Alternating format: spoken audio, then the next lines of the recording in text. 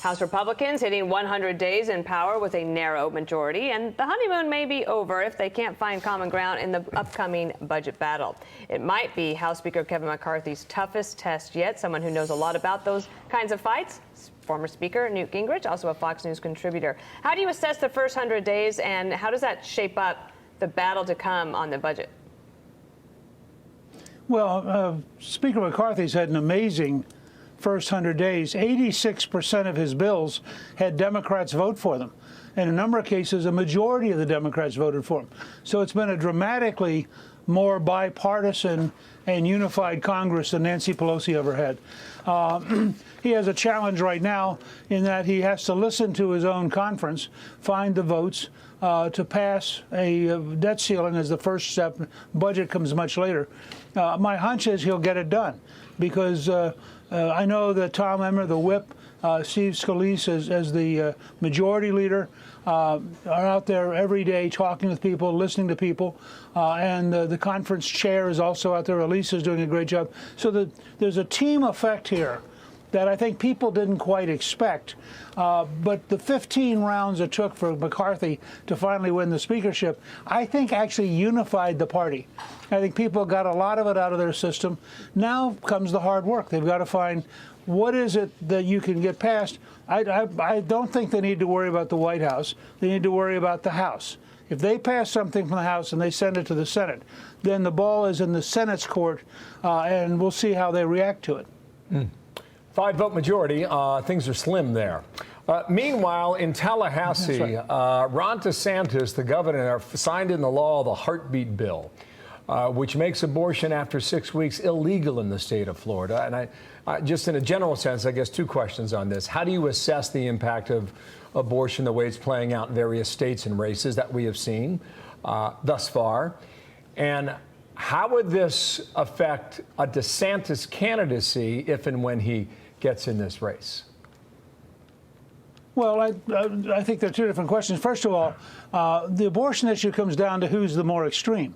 If you end up with a Democrat who is for infanticide or for abortion on the last day or for abortion for sex preference, that person could be in trouble. If you end up with a Republican who won't even accept exceptions for rape, incest, and life of the mother, that person is going to be in trouble. So I think the issue is it's going to take a while to sort this out and talk it through.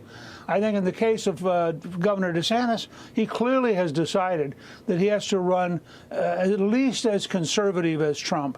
And this bill certainly is in that direction and fits other things he's done, including school reform, anti-woke activities, places where he's clearly made a mark as a very aggressive conservative governor. This kind of fits that pattern. I'm curious what you think overall in terms of this issue, because there's the primary that we're in right now, and then there's the general election.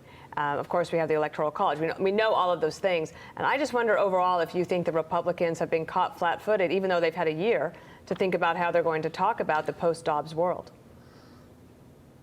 Yeah, I think you saw this, frankly, in Wisconsin, where I think the media overstated what happened. But the Democrats outspent the Republicans in a Supreme Court seat by about almost 7-1.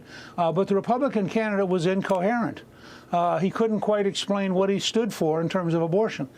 Candidates who, in the most commonly accepted position is 15 weeks.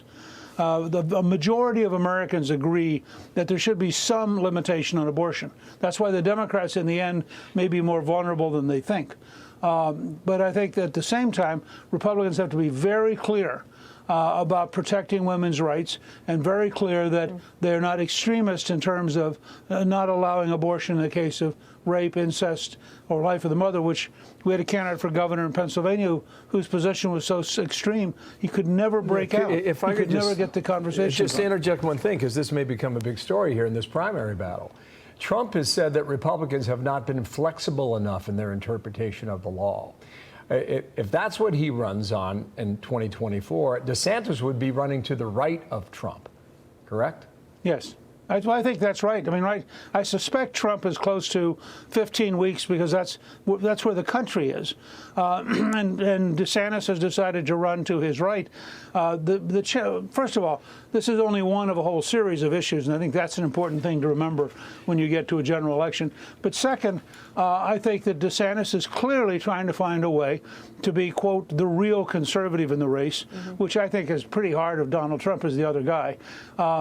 And we'll see how it works out. Republicans are going to have to cope with this everywhere in the country, but so are Democrats. And there are a number of states where it's a huge disadvantage to being a left-wing Democrat who's for abortion on the last day. Fascinating issue and debate that is underway and will not end. Newt Gingrich, thank you for being with us this morning. Have a good weekend. Thank you. I'm Steve Ducey. I'm Brian Kilmeade. And I'm Ainsley Earhart. And click here to subscribe to the Fox News YouTube page to catch our hottest interviews and most compelling analysis.